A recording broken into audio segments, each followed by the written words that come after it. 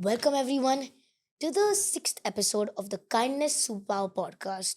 Today, here we have not one but two guests, Mansi and Ruchika.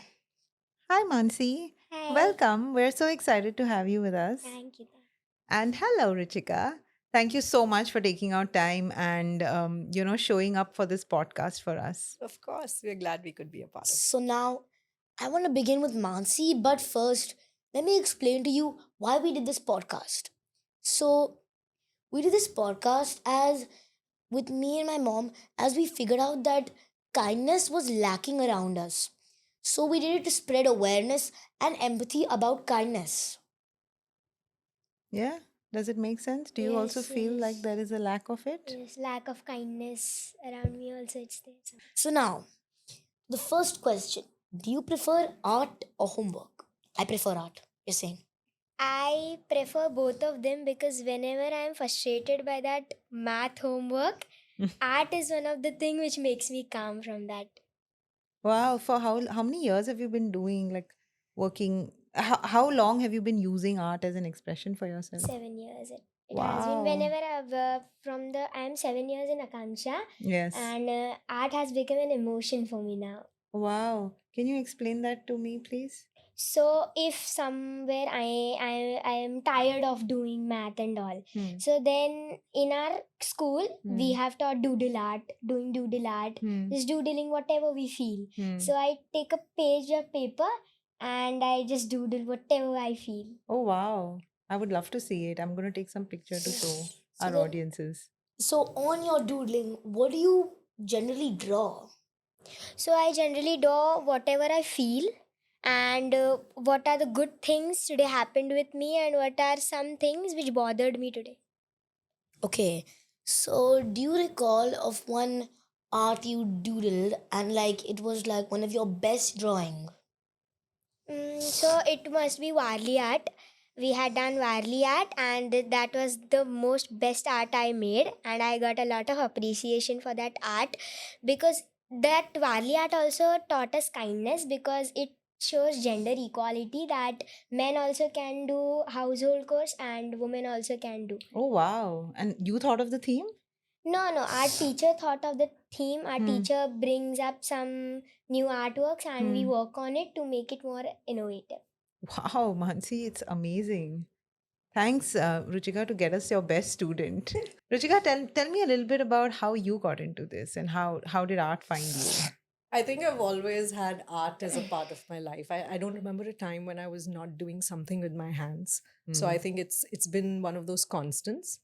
Akanksha, I don't know. I think Akanksha and I were meant to be together. I'd known about the Akanksha Foundation through my college years, Hmm. seen the kids, heard our founder Shaheen speak, but I didn't know I would end up working there and spending I think now almost 23 years Wow. in the organization. Wow. And I think Akanksha just showed me, the kids like Mansi showed me why art was so important to be a Hmm. part of their school day and their education.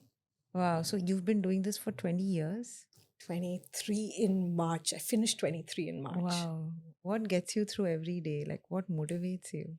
It's sitting right here. It's Mansi. It's kids, beaming about their art. It's kids being able to articulate themselves, talk about how it's helping them. I think, yeah, that's the magic. Is it easy? Taking art to all of these schools. Yes. We've been very lucky. I think with the 27 Akanksha schools, it's schools that really believe that education is more than the math and the language and the science. So it was very easy for art to find its space and just almost take over. Like some schools just feel like they're like just doing only art and nothing else.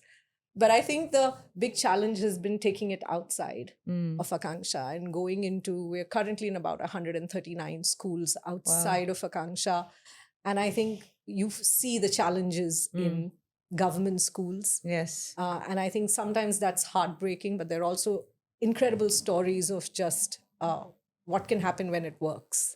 So when you say that you've taken it outside of Akanksha, what does that really mean?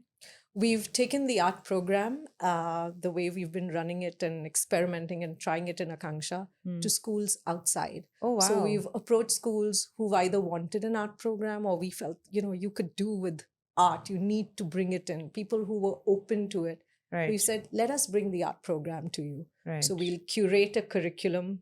We will train your teachers. We'll come and observe. We'll help you do the showcases. We'll bring opportunities to you, and that's what we've been doing. Wow. Wow. Arjun, do you have art in your school? Yes. Is it- But we generally draw what the teacher says. So we can. So teacher gives us options to refer on something, or you can just draw. But there's always one topic, like one artist who did something, and then we have to draw of like that. If one artist made scribbles into one of the best drawings in the world, and where then we also had to try make our own scribble and make our best drawing. Same here in our school also. Our art teacher gave us an example about Yayoi Kusama, who used to Wow. make drawings with circles and Yes, bubbles and all. correct. So then our teacher told us to make our own self-portrait. We have made our own self-portrait. With circles and Yes, bubbles. Oh yes. wow. Amazing. I'd love to see that too. This is some fun art, yeah, and just makes you think beyond. Yeah. So now back to you. Mm-hmm. Do you observe any children like they say that art is too difficult or I can't do this? What do you tell them? I think there are always kids who are reluctant to try something that they might feel they're not good at. It might not turn out the way they want to. Others might laugh at them. That's what usually holds kids back. I think what we try to do is create a very safe space in the classroom. So one of our rules in class, just like you have raise your hand or listen to the teacher, one of the rules is respect your peers. So respect the other students in the class. So when someone's telling you something hard, you don't laugh at them. You don't make fun about it, right? You respect that it's difficult. So I do feel that kids in that kind of space will give it a shot. Okay, but also have you seen people becoming more confident through art? Yeah, of course. Because so much of the art that kids are doing is talking about themselves and showing the world who they are, right? And the minute you know yourself a little bit better and you see who you are and how incredible you are, you're just more confident, right? And it's years and years of practice. I think within the Akanksha network, it's been a lot easier because you're hiring people with Yes. that mindset. But I think when you're going to schools outside, we've all been taught art in such a limiting way. Like Correct. you and me as well, right? Like how Absolutely. I didn't like my art class. I'm amazed I still love it despite the kind of teachers that we had. So I think a lot of it is just getting the teacher and the adult in the room to look at art differently. And to see that it's not like a technical subject. We are learning one point perspective and this is how you have to draw it. No, like can we not make it more about life and more about so many other things? Yeah, you're lucky that at least, Mansi, for you, they're making you think of art. Like I had an art class. My father was posted in Bangalore. My mother had sent me to an art class. Trust me, they made me, move my finger to draw lines for like at least a month. And I was so bored, but they wanted it in a particular way to be done. And eventually, now that I think about it, it made me learn, and I can show you what that art was. It was really beautiful, but I don't know. It was restricting me in my It's process. just killing the process, right? You're Yes, taking the yes. joy away. So Exactly. the end product is not as much as it could have been Yeah, because you didn't enjoy the process. Yeah. It was mechanical and it was repetitive Yeah. and boring. and not imaginative at all.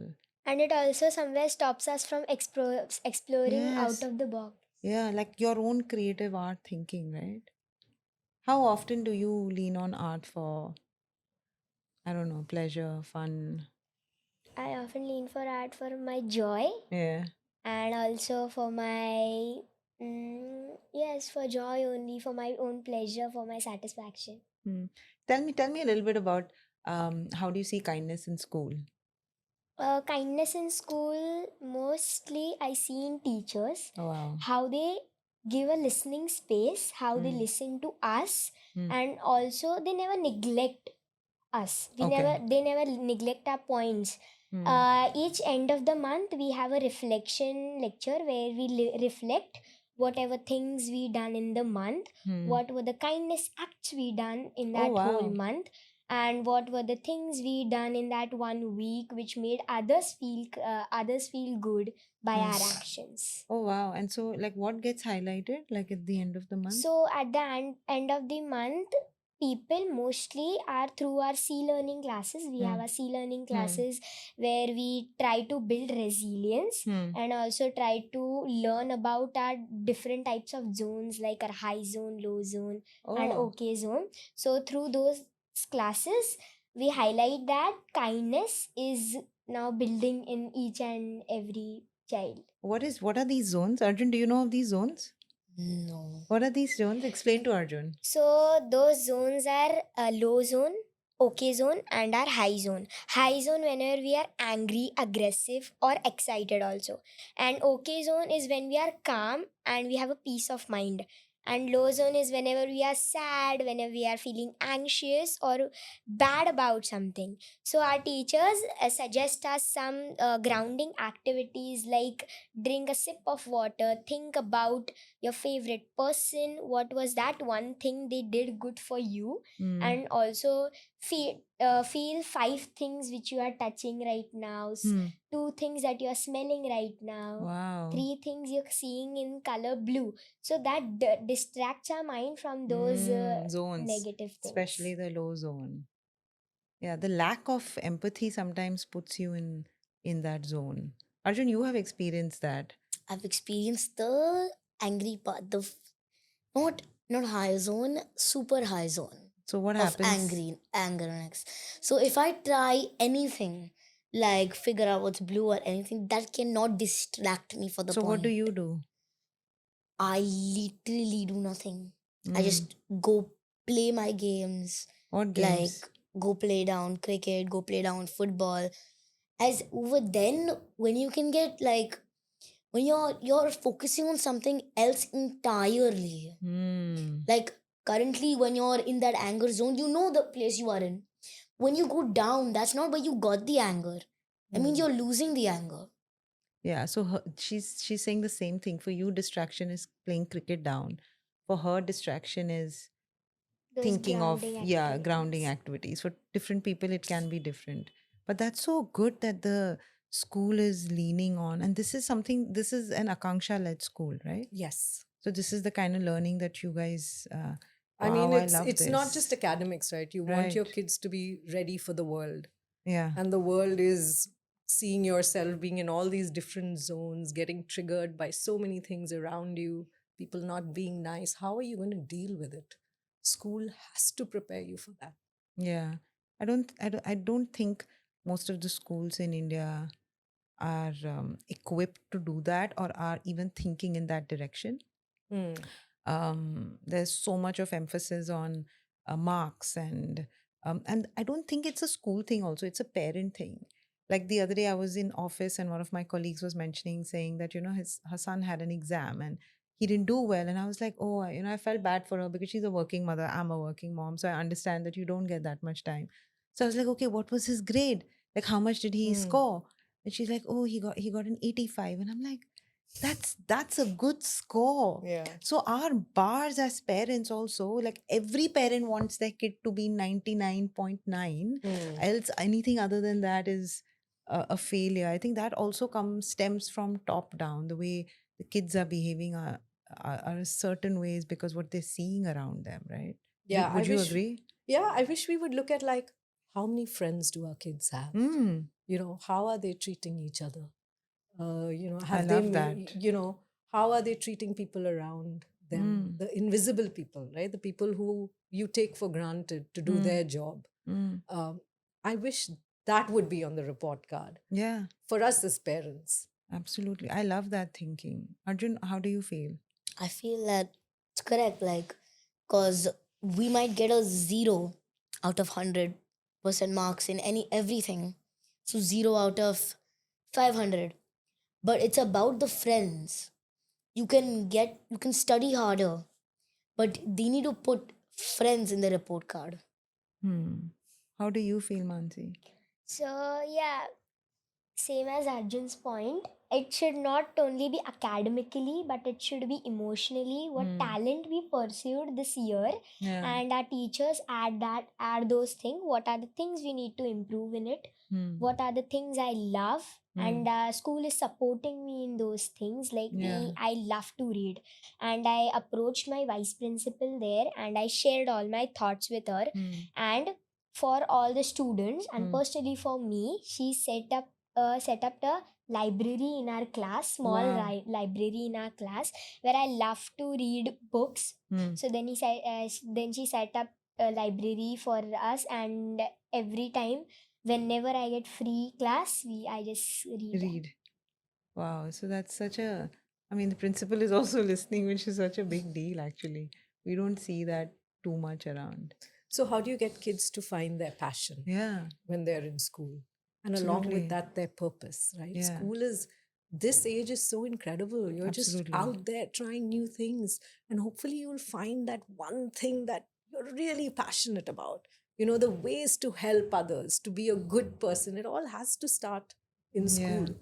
Absolutely. Yeah, but also there's one thing you are very good at, but that thing is also something you don't want to be. And then one thing you're very bad at, but that thing is what you want to be. Okay. Like, for example, I'm very bad at being a cameraman, but I like doing cameraman. But I'm very good at playing chess, but I don't like doing chess. So then what are you gonna choose? Something you like or something you good at? What are you going to choose? That's my question to you. How would I know what you're going to choose? If you're passionate about something but you're not good at it, do you think you can fix that? Yeah. So then that's what you got to do. If you want to be a cameraman, then you got to just learn. You got to learn from the right people. You got to practice. You spend more time on it, and it will change, right? Does that help answer the question? Yes, but then also you have your parents. They know you're good at this and they know you're bad at this, but they don't know you're passionate about this and you're not passionate about that. Then you got to sit them down in a podcast and get them to understand why this is what you got to do, right? Yeah, but I have noticed that also. And you know that we as parents and even as educators, we push for something that the kids are really good at.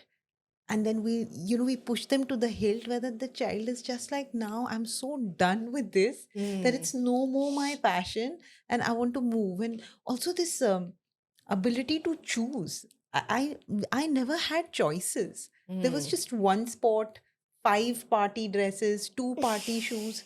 That's it. Like you didn't have more than those 5 to choose from. You may have colors, but you had those, and so you wore one of those and you showed up. Now you have like 100 things to choices are just way too many. That But then they're also way too less in some points. like Like you have a choice: cricket, football, or basketball. yes, You like sports. basketball, you like cricket, you like football. Correct. All of them I like. I love playing all of them. Which one do I choose? Basketball, there's no one to play with. Cricket and football, they always mix up. What do you think, Mansi? Do you have answers to Arjun's questions? So I would play where the people are not judging me, in that environment where people don't judge me, where people don't say that you are doing this wrong, or pointing at me like this happened only because of you, blaming me because we didn't won this match because of you. So I would, if in cricket people won't judge me much, and if they don't blame me much negatively and they don't take me negatively, I would prefer cricket. One sec. Exactly what you said. Blame me for doing a mistake. Sports day. It was TT versus GG. I was TT goalkeeper. So there was a substitute goalkeeper, but she never came in. So I was goalkeeper the full match. Last second goal made us lose. Okay. The blame went on me.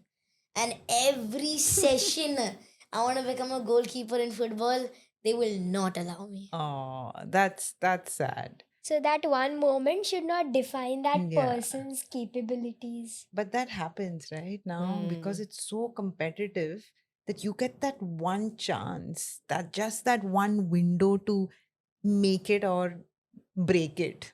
And if you can't, then you're out, right? Like that's so sad for you. This is happening in your generation. Do you also notice it, Mansi? Yes. Yeah. It's not happening in your generation. It didn't Most happen. We had definitely not. opportunities. Yeah. I don't think so. Yeah, we weren't so you guys have it tougher, I feel. Have you experienced that, Exactly. Mansi?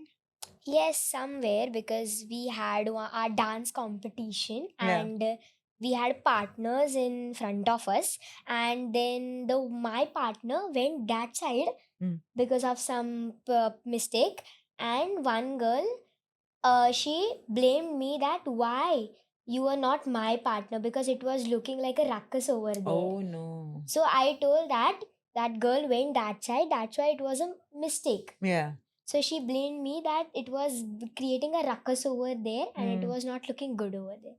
So, and also, as you mentioned, that's all about parents. In our school, we have a goal setting with parents, class teacher, and a student, Mm. and where the teacher tells the parent where your kid is lacking in. Oh wow. It will be emotionally, academically, or physically. Mm. And then the teacher suggests them what you need to do, what efforts you need to make up. Right. And after that, after some days, our teachers visit that child's home and just observe what are things implemented in their house, implemented in this routine, so that he can excel emotionally, physically, or mentally. Mentally. Wow.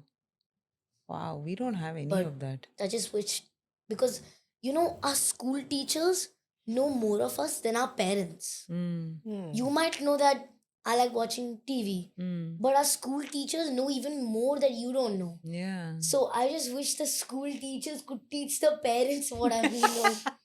A session Yeah. for the parents. Yeah, that is Every time actually a at 3 great o'clock idea. they come, I leave. We can Yeah. take it as a suggestion. Yeah.